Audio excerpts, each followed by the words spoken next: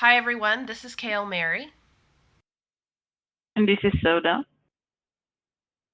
Soda and I are back with a new podcast. Today's topic is the mirror universe. We're going to cover what is the mirror universe. We'll talk about where we see the mirror universe in Star Trek canon. We're going to discuss its popularity as an alternate universe. And then we'll touch on the Triumvirate in the mirror universe, and more specifically, any Fanon favorites when it comes to the McSpirk pairing in the mirror universe. So let's begin. What is the mirror universe? Well, if I start us on this, Soda, I think it's probably important to say that the mirror universe is kind of up to the fan. And that's not to say that it doesn't have a specific set of qualities that separate it from other alternate universes. But from what I've seen in actual Star Trek canon, the mirror universe has some inconsistencies, and it is kind of up to the viewer interpretation.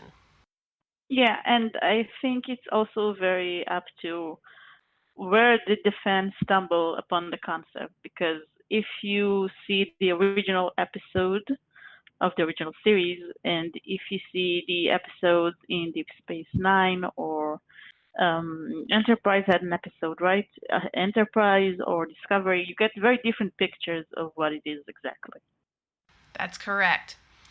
I think at the basic concept of it is that the mirror universe is a quote dark mirror of the original universe. Yeah, I think we call it the prime universe. It's basically the prime universe. Also in relation to the alternate universe of the alternate universe movies. Okay. I have heard a couple of definitions of the mirror universe. The first one is that, well, it is an alternate universe in which um, the mirror quality of everyone in that universe is, well, it's the dark mirror, like I said. It's people have their darker sides basically driving their decisions in that universe, and therefore it changes history in a way that reflects their darker desires. It's it's an interesting definition, but again, it relates to where did exactly did you stumble upon the mirror universe? Because I think the original concept of the mirror universe, it wasn't that it was a completely different universe in terms of like basic physical law or anything else. It's just here is a universe where people made different decisions, which led to different outcomes. Mm-hmm. The decisions happen to be darker, and the outcomes also happen to be darker. That's correct. And then I heard another definition which I'm more inclined to agree with, and that is the mirror universe is sort of a universe that's in flux. And what I mean by that is the point at which anyone from the prime universe encounters the mirror universe becomes the focal point of that mirror universe, and that mirror universe reflects back to them the through that dark mirror a universe in which they are those characters from the prime universe, their counterparts are at that point in time going through a similar scenario, similar situation. Let's just take the Mirror Mirror episode, right? Yeah. So they're in discussions with the Halcyon Council, and so when they encounter the Mirror Universe at that point, and they're actually in the Mirror Universe counterparts are also in discussions with this alien race called, or this council, the Halcyon Council. But the interesting part about this definition of the mirror universe is it all depends on that focal point. What is that point at which the prime universe is reflected in the mirror universe? And therefore, the mirror universe could be different in its the history that has to happen in order for all the events to coincide and bring them to that focal point, which actually is a pretty cool idea because it means that all the other episodes in later Star Trek shows that you encounter the mirror universe, it also fits into that definition because it's that focal point or point in time at which that cast of characters encounters the mirror universe. Whatever happened in that universe has like sort of bent reality to say, well, their course of events happened such that it brought them to this same point with their counterparts. Hmm. Does that make Um, sense? it makes sense. I wonder how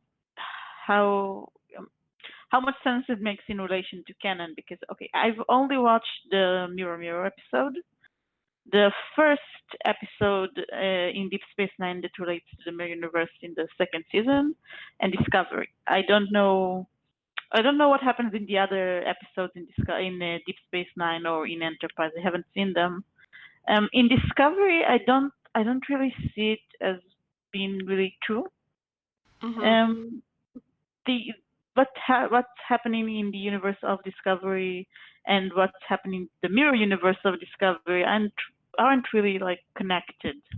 That's interesting that you say that because I think one of the points that Star Trek fans have made over the years is that what you see in the Mirror episode is not very closely followed when new episodes of the Mirror Universe come up in Deep Space Nine.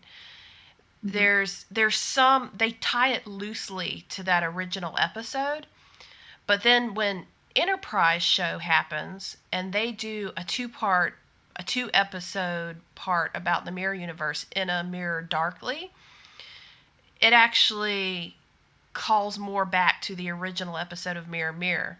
But in neither Deep Space Nine or Enterprise are they trying to build more into the history of the Mirror Universe per se. It's sort of just a storyline for that episode that involves the Mirror Universe, if you know what I'm saying. Which, to my understanding, Discovery's a little different, right, Soda? What happened in Discovery is, well, spoilers, yeah. In Yeah. Discovery, a few characters from the mirror universe crossed over into the prime universe and basically masqueraded as their prime selves. Okay. I have heard that. And the thing is, well, I think the part that I've only watched one episode of Deep Space, one episode of the Mirror Universe in Deep Space Nine. Like I said, I think in what happened in Deep Space Nine is that they took the concept of the original Mirror Universe from the original series, which I think was meant to be a one-off thing to show that like everything humanity has achieved in the Star Trek show, the United Planet Federation and the unity of all people and all the advancement in civil rights and technology, it all depended on the choices that people made. Correct. And the Mirror Universe was there to show that if people had made different choices, then they would have ended up differently. It's not like a destiny. Humanity isn't destined to have the Star Trek future. It has to actively choose to have the Star Trek future. But in Deep Space Nine, they kind of said, no, wait, the entire Mirror Universe history was different, which led up to the Mirror Universe being what it is. It wasn't just a a divergent point in time that made it like that. Which is interesting because in Enterprise, right? Yeah. Enterprise in a Mirror Darkly, they actually define that point of divergence as the event where Zefram Cochrane meets the Vulcans. And Zefram Cochrane and those who are with him make the choice to kill the Vulcan leader and loot their ship. No, I think Deep Space Nine kind of says that from the beginning of history, from like Greek philosophy was more focused on war in the Mirror universe than in the Prime universe. Like it basically said that the Mirror universe started out with humanity being more warlike than in the Prime universe. Right. So this is where I brought up the fact that there are inconsistencies in just the general concept and theory of the mirror universe. And I think Discovery took more of the Deep Space Nine because not only is humanity's history different, humanity is physically different in the mirror universe. Yes, I heard that as well. Yeah, they have poor eyesight or something like that. I think They it's are very sensitive to light. sensitivity Yeah, to light. yeah. At first I thought that was a very odd thing to throw out there for canon about the mirror universe and about Turians in particular. But when I put some thought into it, I realized sensitivity to light, if you have that, let's say, disorder, it changes your personality because people who have sensitivity to light are more prone to depression and in some cases more prone to aggressive behavior because they suffer physically with migraines and so on and so forth. So that was really the only way I could, how to say it, kind of like, why did they pick sensitivity to light as the defining characteristic for mirror universe humans? Yeah, but I don't think that humans who would be like designed as an entire species to have a sensitivity to light would also suffer terrible migraines and be prone to depression because it kind of makes no sense, you know. It And doesn't. no, and a society would be centered around people being sensitive to light if it was like, you know, a major prominent feature of humanity. But I think they mostly chose it because Discovery set is very poorly lit. It's a design choice, and they kind of at first they had the one direction when they wanted to take the show, and it kind of changed into something else, and they needed to make up some excuse for it. I think that's what was going on. I don't think they actually intended for it to happen, but like, yeah, let's throw that in there. um, so I think if we go back to the original question, Soda, what is the mirror universe? I suppose the only thing we could say about it is a darker reflection of the prime universe. Exactly. It's a Yes, darker reflection where instead of the Federation of Planets, we have a Terran Empire. right. Which that leads us into the Star Trek canon around the mirror universe. Let's talk about the episode Mirror Mirror. Okay. Oh, by the way, I want to mention before I didn't know when. I heard, I don't know if it's true, I heard the rumor that the original Enterprise episode about the Mirror Universe, Through the Mirror Darkly, what was it called? Ah, yes. Okay. The, So the tie between the Mirror Mirror and In a Mirror Darkly is the USS Defiant, yeah, which, as you know, is the ship of humans that encountered the Tholians in the Tholian web. yeah. And of course, they all went crazy and killed each other. Well, the Tholians kind of, the ship went into interphase, and so the idea is that in A Mirror Darkly, that ship, the USS Defiant, that went into the interphase because of the Tholians, ended up appearing in the Mirror Universe. And so you have an episode that actually starts not with the Prime Universe characters, but with the Mirror Universe characters. So you have this, the mirror counterparts of Captain Archer and his crew, and they see this USS Defiant ship Mm. out in the middle of space, and then of course they decide to use it in a plot to overthrow the emperor. Yeah, but I heard that originally the plan for a Mirror Universe episode was to have Captain Kirk return. The, you remember the device that Kirk used in Mirror Mirror to send people to make them disappear Yes. when he wanted. Yeah. That device was would supposedly send people back in time.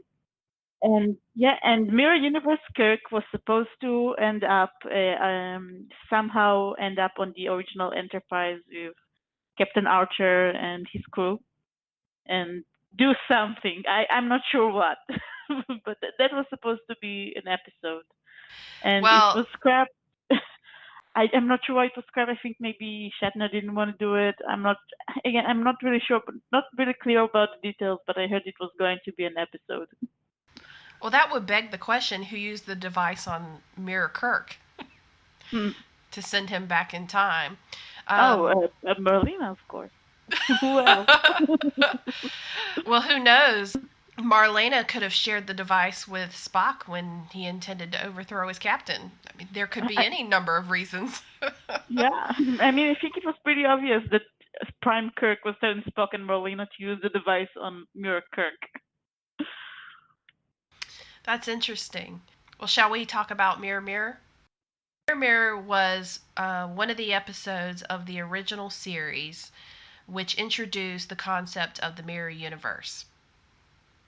And like I said, it basically opens with Kirk and some of his crew, namely Scotty, Uhura, and McCoy, being with him on a planet trying to address the Halcyon Council and in sort of a diplomatic way and discuss with them about mining rights for dilithium and join the Federation, so on and so forth.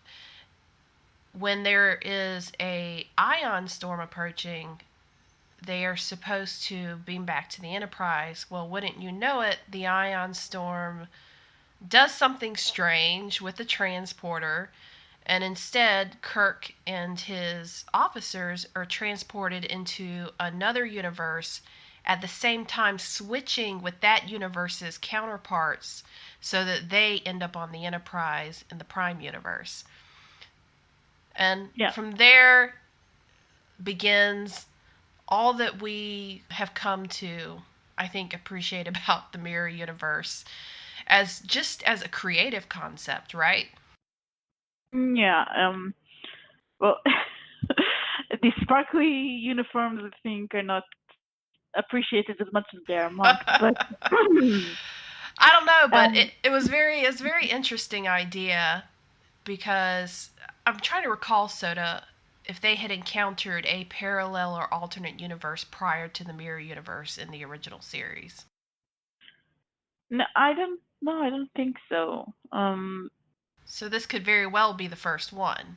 At least one where they end up in that alternate universe. Yeah. I'm trying to remember. I really don't think I think the concept of alternate universes wasn't as developed in the original series as it would later be. Right. So we have Kirk and McCoy and Uhura and Scotty. Yeah. Basically finding themselves on this strange Enterprise, the ISS Enterprise, Imperial Starship Enterprise, and everyone is acting different. Everyone looks different. They're wearing different uniforms, and oh yeah, they're very aggressive and also prone to betrayal and murder. Oh, and there's one more thing. Spock has a beard. I'm sure that was the one thing that stuck out the most to them when they're going, what is wrong with the crew on my ship? Yeah, it was a very logical choice of facial hair, so, you know. Well, it was a very easy way to call out the fact that this is not the Enterprise you know. Exactly. And in fact, it's not the universe you know. In this universe, the mirror universe, and like you said, instead of a federation, there is the Terran Empire. The Empire is much like you would have expected of like a Klingon Empire or a Romulan Empire. Their goal is not to unify, it is to conquer. Yeah. Wait, I just looked in the episode list. There is one more episode about an alternate universe, the one with the guy who met his opposite. It was a really bad episode. from the first season. It's one of the most hated episodes because it's so boring. It's about this guy who met a guy from an antimatter universe or something like that is going to destroy the entire universe, but then it turns out he and the guy are the same person somehow when they change places. Oh, yes. Okay. I put that episode out of my mind because I didn't like it. Yeah, no one liked it. No one liked it. I don't even think I could tell you the name of it off the top of my head. I just remember it because I'm looking at the episode list. It's called the Alternative Factor. Right. Yes, I know. I haven't watched that one in a long time. Yeah. Well, that is, I think, the first time they talk about an alternate universe. But to return to the subject of the Mirror Mirror episode, yeah, the Terran Empire is basically the opposite of the United Federation. Yeah.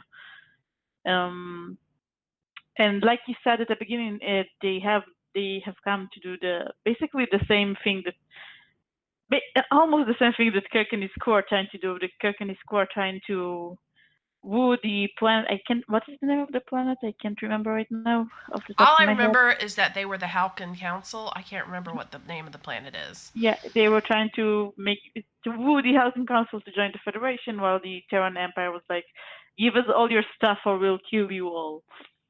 Resistance is futile. Not Exactly. quite.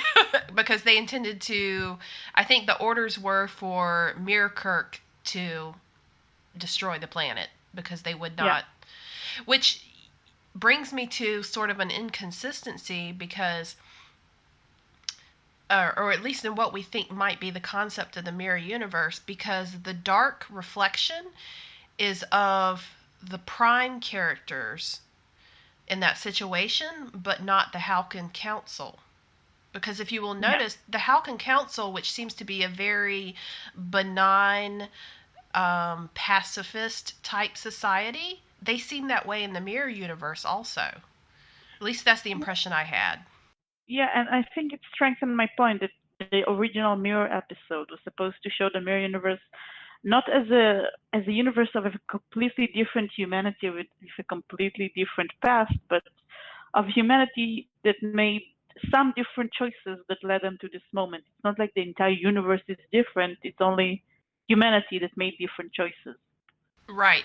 And then, of course, that has a ripple effect into the other, races that they meet later on, which is something we'll talk about in the Deep Space Nine Exactly. episodes.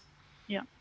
So, to your point, Soda, or where you left off, basically, Mirror Mirror. Well, I think it's kind of a fun, adventurous ride because you have pretty much Kirk and McCoy, Uhura, and Scotty just being aghast at everything they're seeing that's going on the ISS Enterprise. You notice that they have something called the agony booth, where they essentially torture their own crew. They carry agonizers on their belts. Yeah, we like the world economy. Right. Well, don't look at your captain sideways because he might just, you know, discipline you by Yeah. with the agonizer. You see that McCoy has stories to tell about sick bay where the nurses are laughing at a patient that's in pain, and it looks like some kind of medieval torture chamber. Yeah. You have Kirk Uhura, yeah. who, very interestingly enough, is carrying a dagger on her on her person. But you see that she is harassed by other officers, namely Sulu. And then of course you have Kirk, who really does appear to be a womanizing captain in the mirror universe, and he of course encounters the captain's woman, Marlena Moreau. And more than that, he listens to his counterpart's history of being a prototype of a violent dictator, I guess, primed to be the next emperor or something like that. Yes, where he has murdered the captain before him to be the captain of the Enterprise. Yeah, and apparently he also murdered a lot of people before that, too. Which goes into the whole concept that in Mirror Universe, the only way to move up in rank is either betrayal or murder. Well, not the only way, also, to have connections and I guess be promoted by a friend. Well, to be on the winning side. Yeah, exactly. Because one of the bodyguards that Kirk hired says that he promised him promotion in exchange for that. Exactly. So it's just enough to leave all four of the prime counter or the prime characters wondering what the heck is going on and how do they get back to their universe. But Yeah. interestingly enough, we only get we either get one or two scenes with the prime universe where the mirror counterparts are not adapting as well to their environment in the way that Kirk and his crew try to pretend to blend in on the ISS Enterprise. Yeah, because Spock pretty much realizes they're not the real captain and crew, and he locks them up almost immediately. Um, later in that episode, he says he just uh, realized it because what was he saying that it's They're easier. barbarians. Yeah, the barbarians have a harder time acting civilized than the opposites. But in light of Discovery, maybe just Michael told him about her adventures with the Mirror Universe, and he's like, "Oh, that looks familiar." So, what I find interesting, without going into too much detail about Mirror Mirror itself, is that, well, one, this dark reflection that Kirk and his crewmen are exposed to, it just makes them more relieved that they can return to their own universe where they understand, the social mores and the code that they have to abide by and their federation and they just kind of brushed off and like, well, thank God we're back, even though they joked that maybe Spock looked pretty good with a beard. Yeah. But after that, you don't have a the mirror universe brought up again until Deep Space Nine, which I find very interesting. So, can we talk for a second about why we think there is no mirror universe in the next generation? Well, I think the Next Generation is it's generally the nicer Star Trek. It tries not to be too dark. Deep Space Nine Mirror Universe is basically right up Deep Space Nine's alley because Deep Space Nine really likes to deal with all of this dark stuff and all of these dark implications that come with it and question the nature of people and stuff like that. Um, Next Generation was less about that. I find it I find it really fascinating because the next generation is actually where they have don't they have another alternate universe, or they do more with the concept, don't they? Yeah, I think they do introduce several alternate universes. And then on top of that, they even bring up this new technology called the holodeck where essentially you can pretend to be somebody else. Yeah, but I think okay. I think that in the next generation, it was very important to end all of the episodes with the ASAP that humanity is fundamentally good. Okay. That's it's really resonated in a lot of next generation episodes that humanity is fundamentally good, and the mirror universe kind of brings it into question because the mirror universe is no, you see, because it's all about choices. There is no fundamental good or bad. There is only choices. If you make the bad choices, you end up in the mirror universe, and if you make the right choices, you end up in the prime universe. But it's not something that's like essential to humanity to end up in one way or another. The next generation is that humanity is essentially good, even though there are humans who do terrible things. That's the general impression I got from the next generation. They were very it was very important to them to present humanity as mostly good.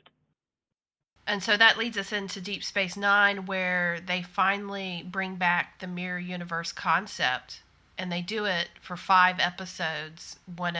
An episode, generally one episode per season. Yeah. And we learn a few more things about the mirror universe itself. Probably one of the most notable is that in the first episode that it called Crossover, where you have Julian and Kira going through the wormhole and ending up in the mirror universe, is that Kira's counterpart, mirror counterpart, mentions the fact Mirror Spock tried to reform the Terran Empire, and Yeah. which eventually led to the humans being enslaved when the Terran Empire fell apart by the Alliance. Yeah, and it was a very interesting take about that because in Deep Space Nine, the planet Deep Space Nine is a space station near the planet of Bajor that was occupied for years under the Cardassians, and in the Mirror Universe, it was occupied for years by the Terran Empire. So when Yes. the Alliance took over, the Bajorans basically got revenge. Right. So the and we're talking about the alliances with the Klingons and the Kardashians, and then the Bajorans, essentially who were being occupied, help in overthrowing the Terran Empire, and then the Alliance essentially is allowed to be part of the Alliance with the Klingons Yeah. and the Kardashians, and then from there the which again very interesting rather than having like the Klingons and the Kardashians being essentially good. Here they are taking the humans as slaves. Yeah. And well, in Discovery, when we see the basically there is a sort of alliance that doesn't include Cardassians. It includes Klingons and some Vulcans and Mm-hmm. I think Andorians and Tellarites too. They're pretty much seen as the good guys. Even if they aren't good in the sense that we would think of good is Exactly. defined. I think it's it's probably in the mirror universe enslaving people seems to be the norm. And the Simpsons did pretty horrible things, so maybe in the mirror universe they are the good guys. Who knows? Another Yeah, interesting thing that was introduced into sort of the theory of the mirror universe with Deep Space Nine is that someone who has died in the Prime universe may not necessarily be dead in the mirror universe. exactly. Yeah, And then because this is used in Discovery, right? exactly. Yeah, he's used in Discovery in several ways. Um, the point of Discovery is that they don't want to spread the word that the mirror universe exists. At the end of Discovery, they say that they don't want to spread the word that the mirror universe exists because then many people would cross over and try to find their loved ones who died. That is. Wow, that's really interesting. They make it Yeah. sound like it's easy to cross into the mirror universe. I mean, it's not that hard. You just have to Well, find an ion storm and have a transporter. I don't know. I mean, the science behind it seems unstable. It probably is, but if you really miss someone you love who died, probably too young, then you would be desperate enough to do a lot of weird things. Let me ask a question because I'm not sure of the answer here. We have in Mirror Mirror that they come upon the mirror universe by accident, okay? And then Yeah. again in Deep Space Nine, they first come upon the mirror universe by accident. At what point does it stop being an accident to transverse to the mirror universe? Um. Well, at the end of Discovery, well, the Terrans the Terran Empire wants to invade the Prime Universe, I believe, or at least take some things from it. But So we've gone from this concept of Oh, you better watch out because you might accidentally end up in a darker reflection of a universe as you know it. To yes, this universe really exists, and beware because they might invade you. Exactly, and one character from the mirror universe is still in the Prime universe at the end of the first season of Discovery. I have to say, I think Deep Space Nine did add a little bit to the canon of the Mirror Universe. Obviously, a lot of that was, like you said, mainly to have tell a darker story. Yeah. We then go into the Enterprise, right? And then the Enterprise tries to harken back to the Mirror Mirror episode and use some of that in their 2 episode arc. But I think it's Discovery that really decided to do something different with the Mirror Universe in terms of story. Yeah, I get that impression too. Like I said, I haven't seen Enterprise, and I've only seen one episode of the Mirror Universe in Deep Space Nine, the crossover episode. But I get the feeling that most of the episodes of the Mirror Universe are one-time stories. But Discovery has an actual plot line over several episodes dealing with the Mirror Universe. Yes. I think there's one thing worth noting from the Enterprise episodes in A Mirror Darkly, besides the fact that they try to pinpoint one of the divergence points as Zephram Cochrane attacking the Vulcans, Yep. is that women are portrayed as very sexualized or hypersexual in A Mirror Darkly, more so Yeah. than they are in Deep Space Nine. I wouldn't say that Deep Space Nine necessarily portrayed women as being very sexual. I mean, you have the original series where all the women basically wore miniskirts, and whenever they felt that the miniskirts usually revealed more, if you know what I mean. But I I get a feeling that They did kind of give you the impression in the Mirror Mirror episode that women as a gender had kind of taken a step back in their rights just from Marlena Moreau, who was the captain's woman. Sort of it, like the only way this woman in particular is able to advance as part of the crew of the Enterprise is by being the mistress of the captain. I mean, on the one hand, it's true because it does seem that the mirror universe, women, it does seem that the mirror universe doesn't really care for human rights in any way. Yeah, but on the other hand, in Discovery, we see that the Emperor is a woman. Right. Yeah. And in A Mirror Darkly, you have a woman who is who's notably a shy character in the Prime universe, suddenly this very aggressive sexual character in the Mirror universe, and she also tries to become emperor. Yeah, but it's true. It's a general trope in media that when a female character is presented as darker, she's also usually more sexualized and is portrayed as more sexually active. And yeah, She's willing to use her body as a weapon.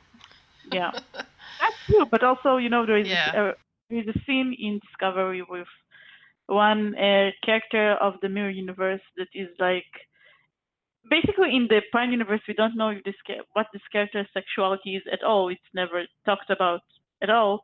But in her counterpart for the Mirror universe, we see her. It's heavily implied that she had a threesome. Which again just goes to show you that whatever's going on in the Prime universe definitely will not be what's going on in the Mirror universe. Yeah. Except for what I think is very a little bit funny, but also just probably one of the reasons why Mirror Universe has gained a little bit of popularity, and that's that you have a constant from Mirror Mirror, and that is appealing to Spock's volcanism. or It's his interesting. volcanity. It's interesting. Were Vulcans discussed at all in any of the Enterprise Mirror Universe episodes or the Deep Space Nine episodes? Not very much. More so in the Enterprise because you had T'Pol Hmm. with Archer, but in general, not really. Because it would be interesting to see what if the Vulcans are really different in the Mirror Universe history-wise, like the humans are, and if not, then it's interesting that Spock is even allowed on the ship at all because this is the Terran Empire. I know. Yeah, And who would think that they would have any kind of alliance with anyone? exactly. What I find even more interesting is that, wait a minute, aren't Vulcans predisposed to predisposed to be warlike just based on their ancestry and what they used to be like before they embraced uh, their philosophy of life? I mean, exactly. I think it ties again to the notion of the original series. There is no such thing as predisposed. Right. Uh, Vulcans chose an aggressive path in the past, and then they embraced logic and being peaceful. I suppose what I'm saying is, why is this not one of the choices that was different? Yeah, that's exactly what I'm thinking. It's very interesting. Because yeah, Spock, Mirror Spock is basically exactly like uh, Prime Spock. Hmm. So when I think about the popularity of the mirror universe as an alternate universe, I generally first of all think about how are Vulcans different in the mirror universe. And even though in the episode Mirror Mirror we do not see Spock as someone fundamentally different except for the beard than he is in the Prime universe, he can still be appealed to through logic. I feel like that was one of the reasons why the mirror universe itself became such an interesting concept, is because we can take characters like Spock, who we seem to know very well, and know who they are, and their staunch belief, pacifist beliefs. What do they look like in the mirror universe? I think I've seen, like through Fanon at least, that Mirror Universe Spock is very, very ruthless. More so than you saw him in canon. Yeah, it seems logical because uh, in Canon we mostly saw him communicate with Prime Kirk, but apart from that, he did seem to be as ruthless as everybody else. He did use the agonizer. He was drew Chekhov into the agonizer booth. Mm-hmm. That's He right. doesn't seem. He doesn't seem to have any compulsion about doing any of that. And another interesting part that in Discovery we find out that Mirror Sarek is part of the Resistance, Interesting. and we don't know where Amanda is. We don't know how Spock came to be exactly. Well, if Sarek is part of the resistance, then why is it that his son Spock grows up to be someone who will essentially mind meld with someone by force? That just. Would you raise your son to be like that? But did he raise his son at all? We don't I know. don't know. That's a good question.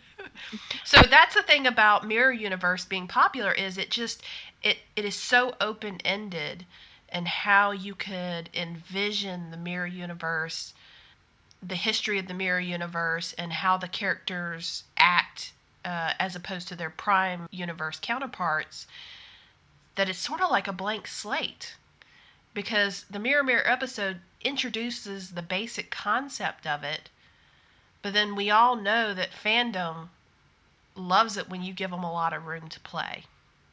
Yeah. And so I think not only is Mirror Universe essentially one of the first universes introduced in Star Trek, but it's vague enough, at least after the original series, and then not being addressed in the next generation, that fans can just go wild with it. Well, let's just see how ruthless Mirror Universe Spock and Kirk are. Yeah. In fact, let's see how ruthless Mirror Universe McCoy could be. Oh, those ones are the most interesting, I think, because we don't really see or know anything about Mirror McCoy. That's right. It is completely made up by Exactly. fans. I mean, there was a scene where Kirk heard about all of his counterparts' exploits, and the computer was about to tell us about Mirror McCoy, but then Kirk stopped him. Let's take a moment to talk about McCoy's character then in Mirror Universe. How do you normally see him portrayed in Mirror Universe in the fandom? I'll admit I don't read too many Mirror Universe fan fiction because it's not my cup of tea usually, but mm, usually basically ruthless. I don't see a lot of interpretations of him as being like soft or anything like that because I think most people understand that to get to the position that he is in, you have to be strong. Well, here is where it gets interesting because I think I've read a fair number of Mirror Universe stories. Like you, it's not necessarily my cup of tea, but occasionally I like something a little different. And I have seen a complete dichotomy of McCoy. Mm. I see a lot of stories where, like you said, he's very ruthless. He's got a scar down his face. Maybe he killed he killed his ex-wife for cheating on him. He's he's basically going to torture somebody for Kirk because he actually enjoys it. There's just a lot about him that is so much of the antithesis to McCoy in the Prime universe. It's almost appalling. Yeah. However, there also seems to be in Fanon this well loved theory that McCoy is McCoy no matter what universe he's in. And he might be the only good guy in the Mirror universe because he is essentially has too much of a heart of gold to want to hurt anyone. And so the only way he kind of like scrapes by in the Mirror universe is by staying under the radar from all of those who are very ambitious, like Kirk. And it's a little hilarious because it's like some people love McCoy so much, there's this idea that you can't destroy the core of him. Hmm. It's interesting. I just I have a hard time seeing how he can keep a low profile and also be chief physician on the flagship uh, the flagship of the fleet. Like these two don't go together very well. I mean, It doesn't. It doesn't make. It really doesn't make any logical sense. Yet at the same time, fans might argue that okay, so maybe he'll do what he has to do in order to survive in the Mirror universe. Maybe he's more like this Sarek, who's part of the Resistance in Discovery. hmm. He will do things that he's not proud of, but he doesn't actively seek to harm anyone. He may do it if he's ordered to do it, but it's not something that he just enjoys. Not in the way that, the flip side to that theory is where there's a McCoy out there who's so ruthless that he actually is sort of a sadist and takes pleasure in people's pain. You know, when I think about Muir McCoy, when I try to imagine him, like both of these I see could be possibilities, but there is one possibility that I haven't seen in any fanfic or theory, which is kind of a middle road where instead of being very ruthless or very altruistic, he's like very maybe it's just very selfish. Like try to keep his head down, not necessarily because he doesn't want to hurt people, but because he doesn't want to be on the radar of very powerful people that will kill him. And when this didn't work, probably because terrestrial physicians are highly prized in that universe. Like if you're in the Terran universe Mm-hmm. and everybody is killing each other to get ahead, you want someone who can fix you and won't kill you. Exactly. So So maybe he is, even by the nature of his position, he is sort of a protected status. Exactly. And maybe he's just doing that because he doesn't want to be killed by other people, and he doesn't really care if his nurses are laughing at people who are sick or in pain. But he also doesn't really have much ambition of his own. He just wants to, like, keep going. Keep doing his job. That's Yeah. very interesting. So that really says that he's an apathetic person.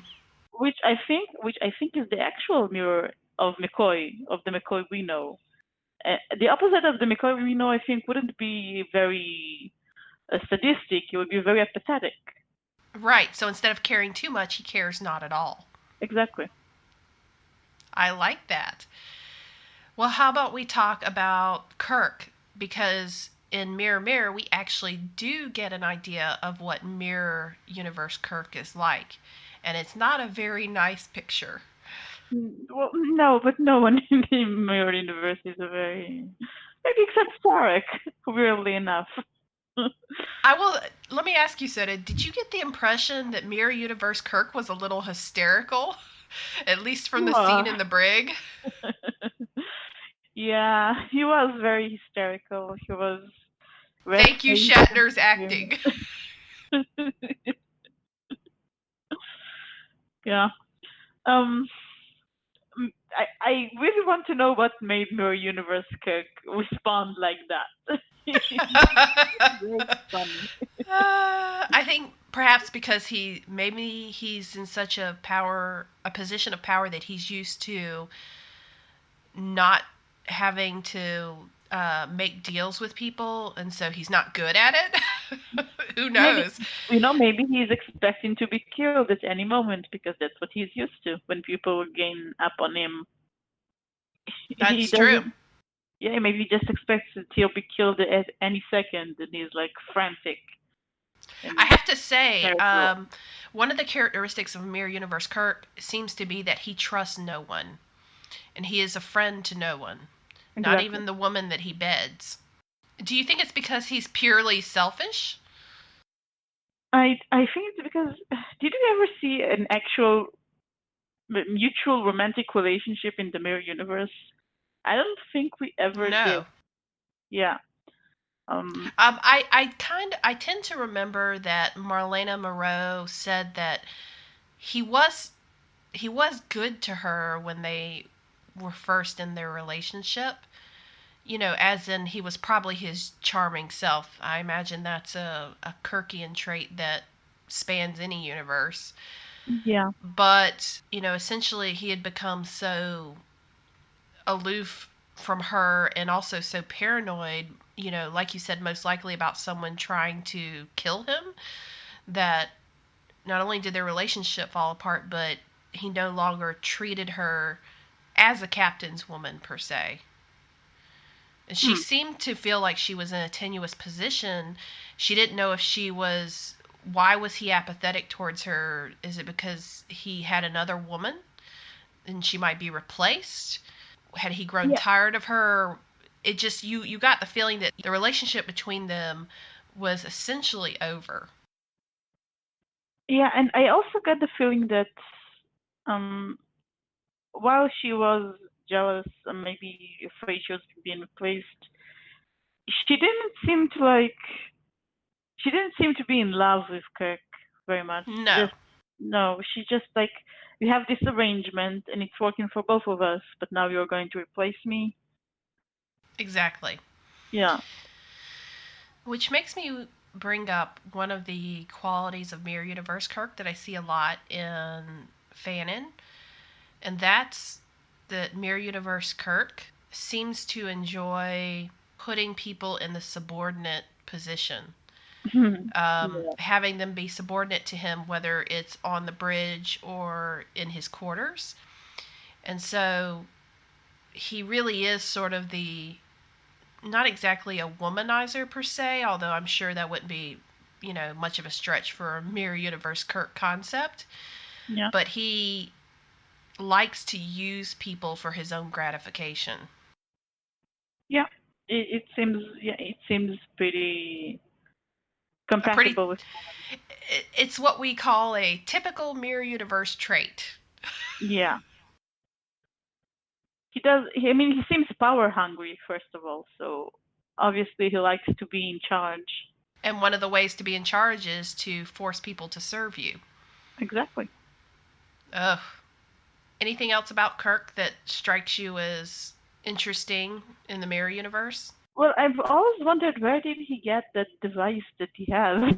Like, There are so many theories, I think, yeah, but to be honest, it was never explained, and people just make it up as they go along. yeah. Because first of all, we never really discovered what he does exactly, and whoever made it is very powerful. Right, but to your point, this it was so open-ended as to what happens to the people that disappear that it was able to be used in somebody came up with the theory that he sends them back in time. Yeah, I it mean, wouldn't make I sense have to never me. heard of that until today, Soto, but I think that's a really cool theory, I mean, even if it's a little crazy. yeah, I mean, it's as possible as any other theory because it's a very weird device.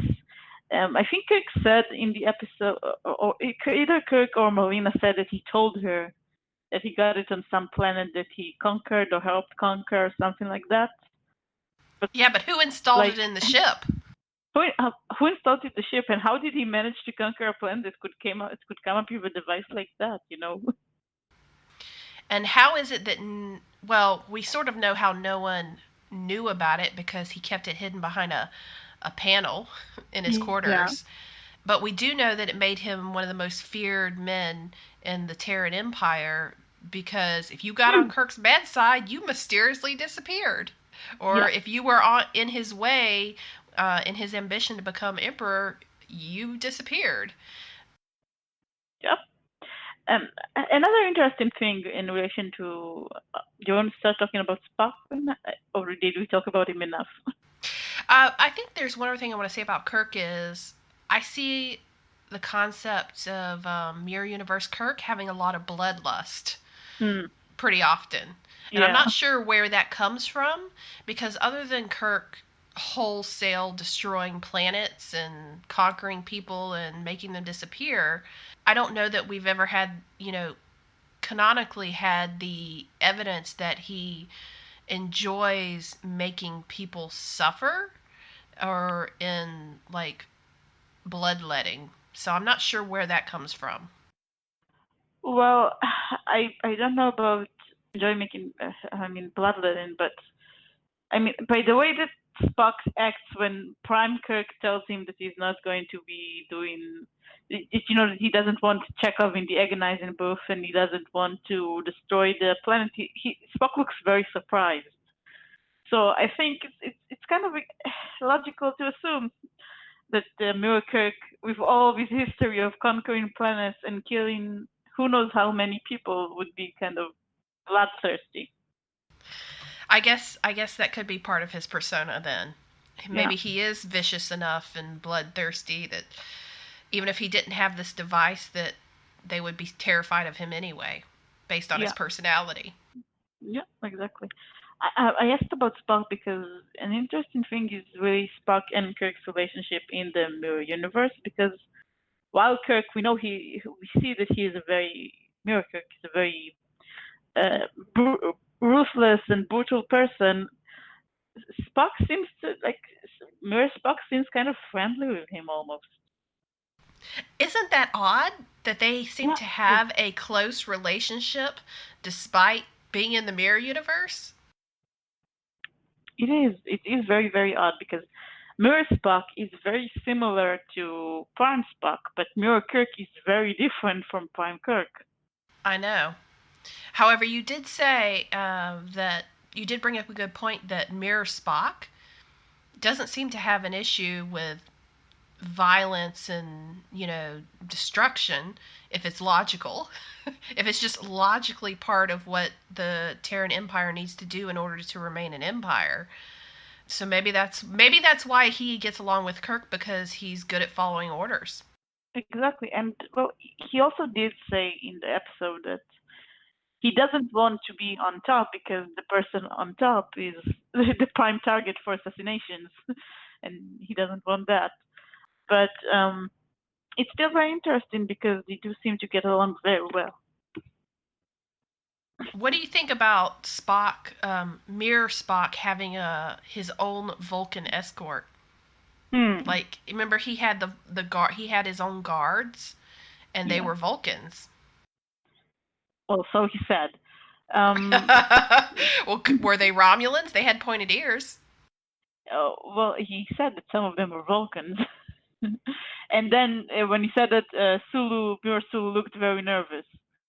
I think I have this headcanon that in the Mirror Universe, Vulcans, while they're probably divided among themselves whether to support or resist the Empire, the Terran Empire, they seem pretty loyal to each other. Maybe that's why Sulu was nervous, because he knew that his Spock's bodyguards would avenge him even if he managed to kill Spock. Do you get the impression that Mirror Spock is a person of importance? Well, actually, I do, because we don't see any other Vulcan like serving on the ship as something other than Spock's entourage. Yeah, Mm-hmm. and Spock is a second in command, which is a pretty high status in the Terran Empire again. I said that because I get that feeling as well, Soda. I get the feeling that the only reason Mirror Spock would be on the IS Enterprise is if he wanted to be there. Exactly. Also, if he's half human, half Vulcan, well, it brings up a lot of weird questions, like are of what we've seen of the Terran Empire treatment of other species. Are mixed species people even allowed? Like, how did he came to be? I wish I could answer that question. Yeah, it's very interesting, and I'm really sorry to find out no one answered a question like that. This makes me think about sort of the other side of what we were talking about. You said Kirk and Spock in the Mirror Universe appear to get along, or at least be able to work together, such that they're not, look, thinking one of them's going to stab each other in the back Yeah, immediately. We also see that Prime Universe Kirk sees something in Mirror Spock that makes him want to believe all Spocks are equal. And that he can convince this Spock being part of an empire is a short lived affair, that really the only way to what is the word I'm looking for? The only way to continue into the future is if there is no empire. yeah. He basically said that being the way the Terran Empire specifically is run is doomed to fail. Exactly, doomed to fail. I think Mirror Spock just really reminded him of Prime Spock, and he trusts Prime Spock. Yes, but here's the thing. I'm sure McCoy trusts his nurses in sickbay, and yet he was horrified at what they were doing. And Kirk trusts his bridge crew, yet Chekhov tries to stab him, and Sulu tries to uh, overturn him in a coup. I suppose, is it because Mirror Spock is not actively trying to destroy him? I think it's because by Mirror Spock talks about logic too, and I don't think Prime Kirk really trusted Mirror Spock, but he thought that there might be a way to reach him. I mean, all he did is like try to reach him. He didn't really trust him in anything. Well, no, he didn't, because he only tries to reach him at the very end of the episode, right? He takes Yeah. that extra minute to talk to Mirror Spock, whereas he never told Mirror Spock anything prior to that. In fact, when Mirror Spock actually discovers what is going on and that they are not really the counterparts that they're supposed to be, and then Spock gets injured in the fight, McCoy is the one who wants to stay behind and look after Mirror Spock, and Kirk is like, leave him. Let's all Yeah, get to the transporter. exactly. So to your point, I don't. It's not that Prime Kirk has any affection for Mirror Spock. I think in true Kirkian fashion, he takes an opportunity when he sees one to maybe just put a little bug in Mirror Spock's ear that this might not be the only way to live. Yeah, and I think maybe the fact that Spock discovered the truth, and instead of just killing them all or capturing them and immediately sending word to the emperor or whatever is how do you call it? A point in his favor. Yeah, he doesn't like immediately tell everyone he can that there is another universe and he They're knows how to get imposters. to it. Yeah, and no, that he knows how to get to it, that there's another universe and he knows how to get to it. I mean, it's big news, Right. And so he doesn't do that. Instead, he says, no, you should go to your own universe. He sees the logic in sending them back to their place and bringing back his people. And I think it's part of why Kirk said maybe he can be reached. Right. Do you think Mirror Spock is interested in unusual phenomenon in science in the way that Prime Spock is? Do you think I that's mean, a common Spock personality trait? it might be, but he might be, but I mean, even if he wasn't, it would be like, there is still opportunity for advancement. Well, I think the one thing we know about Prime Spock is he never likes to pass up an opportunity to learn something new. Exactly. That's why he's serving on a Federation ship, exploring Yeah. the unknown. And I think at one point in Mirror Mirror, I got the impression that Mirror Spock wasn't that different. That maybe part of the reason he's serving on the ISS Enterprise and somebody of his stature is because it's a science ship, or it has probably some science department. And then he encounters the imposters who apparently come from a parallel universe. And i I almost felt like he say fascinating, because I felt like he should have said fascinating. I can't remember. Maybe he did. Well, I have to say, if we're going to talk about the Fanon view of Mirror Spock, it really kind of goes two ways, and sort of like the McCoy. Yeah. Okay? There are people who stick to the canon, Soda, who portray Mirror Spock as fairly neutral, right? Fairly neutral party in an otherwise dark reflection of the Prime universe. And he still likes science, and okay, maybe he won't, maybe he will stick somebody in the agonizer booth, but it's only because they need to be disciplined, and that's logical. Yeah. Right? It's not that he actually takes pleasure out of it. Yeah. On the other hand, I think the concept of a mirror Spock has spawned even darker reflections of that Spock in Fanon. Because more often than not, I read fan fiction or see fan theories where Mirror Spock is not so much a neutral party as he is probably the most manipulative person on the ISS Enterprise. And eventually he goes on to take over the Empire or become captain of the ship. Hmm. It's an interesting concept. I actually like this because, it seems like a very opposite of what the Spock we know. Can I mention that while Mirror Universe is never actually brought up in the Abrams verse, in the Abrams movies, there is a ongoing comic series about the reboot universe, and they have Mirror Universe comics. And in those comics, that Mirror Spock Hmm.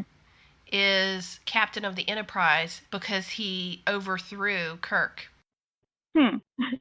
I was going to ask you about what uh, what what exactly does the fans of the alternate universe movies think about the mirror universe in I relation know, to? it's almost like trying to wrap your head around it. The alternate universe, mirror universe. Yeah.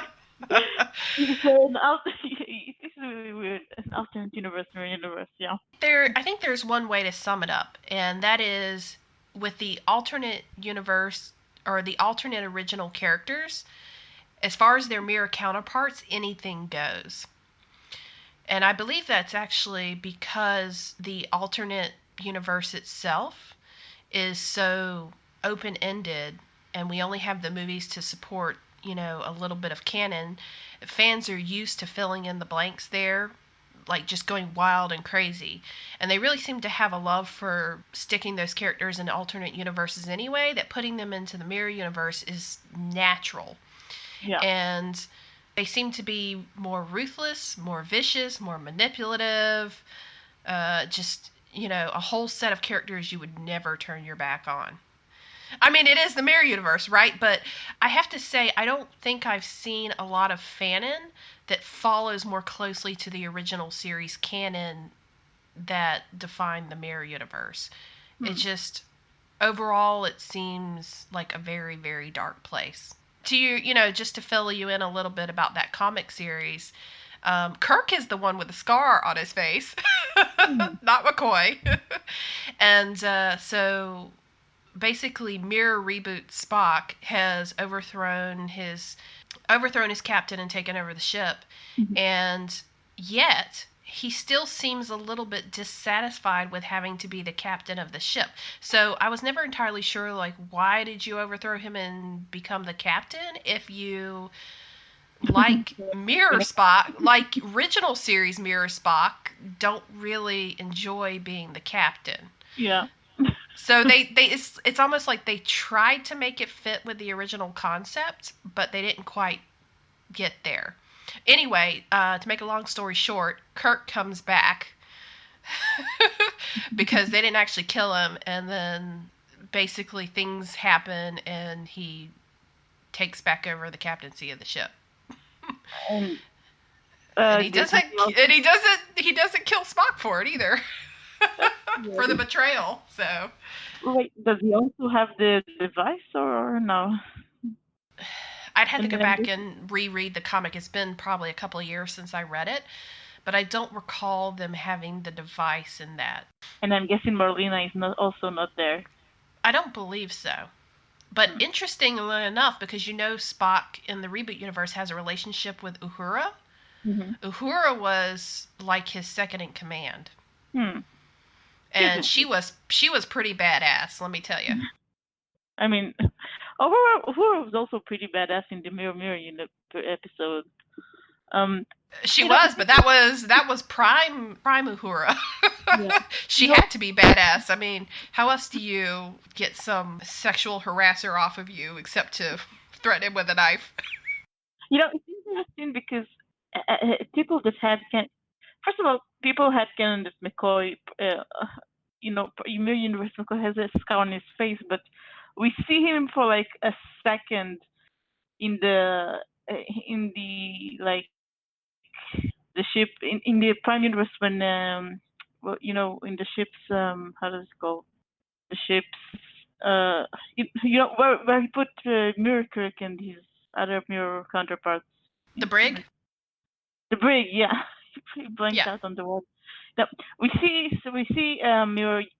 Mirror McCoy for a second in the brig, and he doesn't have a scar on his face. Sulu is the only one with a scar on his face, but for some reason everyone has to have a scar on their face in the Mirror Universe, I guess.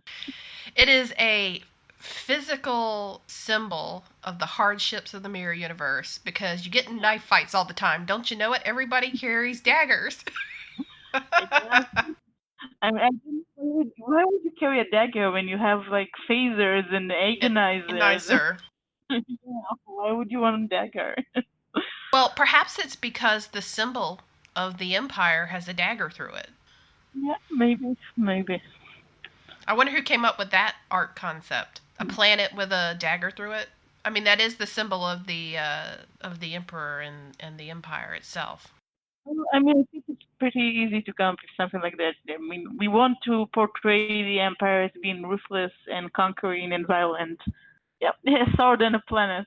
That's about Yeah, it. but why a sword? I mean, even the Klingons, when they're conquering people, they don't carry swords around so much as well. They do have blades, but they're more likely to use their phaser rifle. No, but the deathless is like a cultural, historical meaning. Well, then they should have just had a planet with blood dripping off of it or something. Maybe. Well, I mean, the Terran Empire. I mean, okay, in the Prime universe, the planets became unified before they met the Vulcans, right? Yes. So maybe this was the symbol of the unified planet in the Mirror universe too, before they met other species and developed phasers. You mean they became unified under one emperor? I don't know. Well, we have a little time left, so can we move on to our favorite subject? Yeah, McSpirk in the Mirror universe. Okay. Well, the biggest question here is, does McSpirk work in the mirror universe? Okay. You have this concept of a pairing that is based on balance and equality between three characters. And the dynamic that they have with each other just seems to really fit together and make them stronger as a unit. Can that actually work in the mirror universe? Well, I will say McSpirk is rare in the mirror universe, but I have seen that it does exist in Fanon. In fact, I'm one of the contributors. But it's not easy. I think the first time that I tried to really, in my mind, conceptualize McSpirk in the mirror universe, I struggled with trying to equate this idea of what I thought, made McSpirk work and the fact that they were all pretty good for each other with their mirror counterparts. Because when you think mirror counterparts, you think evil at first. Yeah. And, well, you definitely think different, more selfish, more self absorbed, more apathetic, like you said about McCoy. And it just makes you go, well, can you have a unity of three people working well together in that kind of environment? Would they actually support each other versus, eventually tear each other apart based on the nature of who they are? I could never quite find anything in Fanon at first that was a true McSpirk pairing. Okay. Mm-hmm. Anything that I saw was more towards, well, they're together because they're all using each other, or there's some underhanded purpose to why they are even friendly with each other. So and so wants to, manipulate so and so, or two of them really like each other, but the third one is just kind of a bonus, or he's a slave to them, or it just did not seem to be a true threesome pairing, right? Yeah. Well, that made me a little sad because in my heart of hearts, McSpirk exists in any universe, Of course. regardless regardless of what that universe is like. And so I personally found that the only way I could conceptualize McSpirk in the mirror universe was to change some of the way the mirror universe worked itself. And so I'm not sure that was an actual solution for a mirror universe perspective. But like you said, it comes down to choices, right? Yeah. Kirk, Spock, and McCoy in the mirror universe make these choices that put them in positions that they may not necessarily agree with, but they've learned to live with and they've learned to survive in, essentially. Kirk is still ambitious, he's still pretty ruthless, but maybe he's also a little bit loyal to people that are loyal back to him. And then, okay, well, maybe McCoy, okay, maybe he does poison people, and if he's told to, but he's pretty much tries to stay out of it and apathetic. But you know what? Maybe he can have a sense of loyalty. And then it goes on to Spock, who, as we know, is Spock in any universe. Yeah. Well, he's supposed to be loyal. I mean, that's one of his defining characteristics of original Spock. And so I found that if I could at least get them to the point where they had some sort of loyalty to each other than just a selfish reason like I'm looking out for you because ultimately it benefits me, that McSpirk could work in the mirror universe. It's not a complete solution, but it was the best that I could come up with because it's hard to rationalize it, don't you think? I think like I said, we never actually saw a romantic relationship in the mirror universe. I think the closest it came to was in Discovery with, again, spoilers. We were told that two characters in the mirror universe had a romantic relationship, but another character was basically disputed it and said it was basically one character using another. So we don't really know if they really loved each other or if they were just using one another. Or, we don't know. Yeah, so what you're saying is we don't really have a basis for how romance works in the mirror universe. Yeah. But what is to prevent us from believing that it works any differently there? I mean, obviously, people get married and have children and are in relationships with each other. I mean, yeah, but I think when we talk about romantic relationship in the mirror universe, we talk more about, are people in high positions, can they even do those things? Because maybe for people who are not in high positions, who are the regular people who just try to keep their heads down and not stick out too much, maybe they can have that.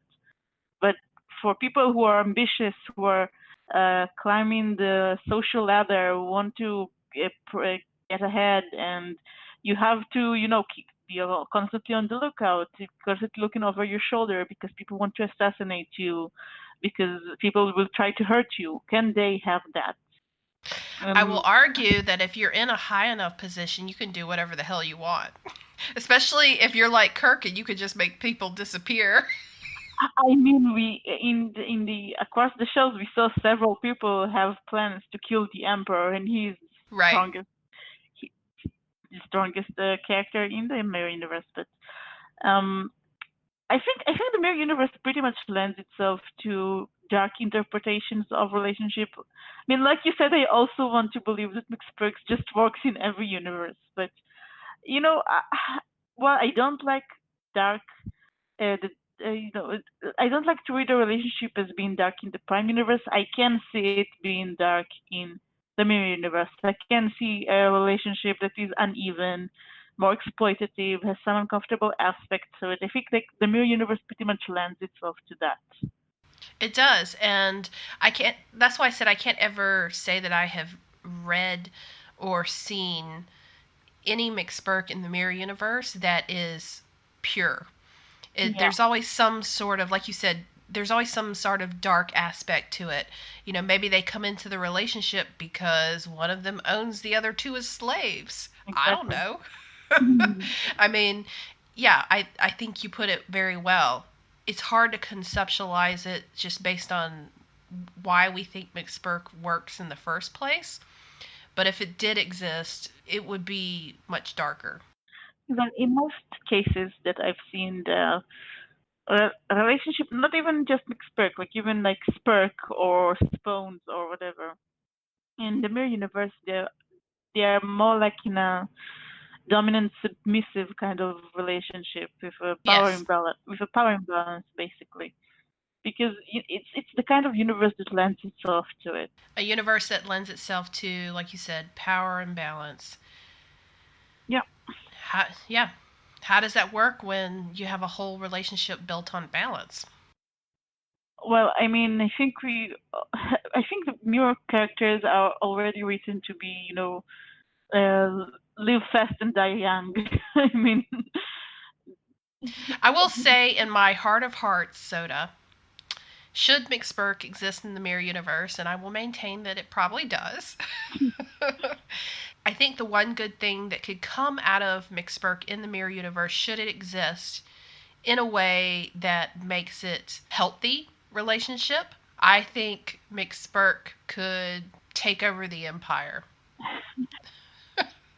Should they be, trifecta and actually believe in each other enough, trust each other enough to work together, they would probably just Yeah, be like the three-pronged powers that be that ruled the entire empire. exactly. Yeah. That actually is, by what I've seen, people do write like the Triumvirate Emperor. Yeah. Yeah. Well, do we have anything else to add to that? Not really, just like I said, in fan fiction, well, I don't like it in the Prime Universe. I don't like it in general. I don't go out seeking mirror universe fanfics, but if you want like a dark fanfic with a portrayal of a dark relationship with some problematic aspects, then the mirror universe is just for you. Well said. Yeah. Can we just for a second talk about Discovery Soda, because I'm really intrigued by the fact that they use the Mirrorverse in Discovery, but I also felt like a lot of people saw it coming. Yeah. Well, I don't know about a lot of people saw it coming. I think these days, when fandom is on the internet and thousands of people can communicate very quickly, then people theorize pretty much anything. I mean, Right. Well, I mean, to be honest, one of the popular theories about Lorca was that he was from the Mirror Universe, and I exactly. remember seeing that months and months before it actually was revealed that that was the case. Yeah, but there are a lot of other theories about him. And I think part of it was because it was leaked ahead of time that there will be an episode about the Mirror Universe. And then Mm. people started theorizing, oh, Lorca is from the Mirror Universe. But there were a lot of other theories about Lorca. Um, What else do you feel that Discovery added to Mirror Universe canon besides humans being sensitive to light and, yeah. of course, solidifying the fact that people who may be dead in the Prime Universe can actually be alive in the Mirror Universe? Well, I think it's the first time we saw the Emperor, right? We didn't see the Emperor in other Deep Space Nine episodes or Enterprise episodes. I don't remember seeing the Emperor in the Enterprise episodes, but again, that was sort of the objective of the episodes, the arc of episodes, was to overthrow the Emperor. So I think this is the first time we actually saw the Emperor, which is, it's interesting. Also, we kind of got more of an idea of how the political process goes in the mirror universe. The Emperor has this council, and she also had this like protege, and it was pretty interesting. Are they still in keeping with the concept that the Prime Universe has to switch with their Mirror Universe counterpart when they go to the other side? No, So they threw that out the window. I mean they already threw that out in Deep Space Nine. Oh, that's true. But I was just wondering if that okay. Yeah, yeah. I I I think it was very interesting to see in Discovery how mirror a mirror universe person can disguise himself in the Prime universe. Because in the first Mirror episode, Spock pretty much found out right away that the mirror characters are mirror characters and not the original characters. Well, Kirk was probably acting insane. He was hysterical. Yeah. This is not my ship. Who are you people? Why are you dressed like that? Where's your beard, Spock? Why aren't we destroying this planet? Yeah. But here we have a character who he's from the mirror universe who stayed for about a year in the Prime universe and nobody noticed. Explain to me. I know this is probably a spoiler, but where's his Prime Universe counterpart? Uh, we don't know actually. They supposedly switched, but it was kind of implied that his Prime counterpart died on the switch. but maybe he isn't and he will return in the future. I have no idea. So essentially, you're saying that Discovery introduced the fact that maybe in the mirror universe there is some adaptability when they come over to the Prime universe, and of course, it introduces a bigger element of danger, right? Because then you could essentially have spies. It's like almost having spies in another empire, right? Yeah, Or another exactly. organization. Your universe has been infiltrated by another universe, and you may not even know it. You know, in some ways, it actually, well, I don't like the idea that the humans in the mirror universe are like biologically different from the humans in our universe. In some ways, it does actually calls back to the original Mirror Mirror episode because you have here a person who stayed in our universe for a long time, kind of militarized an entire ship with no one noticing. And he did it very slowly and he did it very carefully. And it kind of shows that, people aren't fundamentally one thing or another. People aren't fundamentally designed to know when they're being militarized or when they're doing something right, because to the people working under him, it looked right. He gave no appearance of doing anything out of the ordinary. Exactly, was militarizing his ship, basically. Well, but doesn't that kind of play into the whole theme of Discovery and, do they really need to be militarized because of what's going on with the Klingons? Exactly, it does. Yeah, I think most people who watch Discovery kind of grew tired very quickly from the Klingon storyline. It was kind of boring. The Mirror Universe storyline was much more well received. Do you foresee them continuing that? The Mirror Universe storyline. Right. Like I said, there is one more character. The Emperor is stayed behind in the Prime Universe. We don't know where she is now. Or what she's doing. Exactly, and who knows what she could be doing. She is a very powerful person. And yeah, I think they will probably return to it at some point. I'm not sure it will be next season. Okay, I think that's it. I mean, we didn't talk about, any of the novels, right? I haven't read Because any novels about it. there are some mirror universe novels. There's even one that's around the next generation that has the next generation cast in it, and that's by Diana Duane. I think that's probably one of the better ones. I think there are also, I think there was even recently a comic book series about the mirror universe of the next generation. I haven't read it though.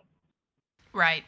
And again, for the Abrams verse, the mirror universe was definitely done in the comic series. It was a little interesting.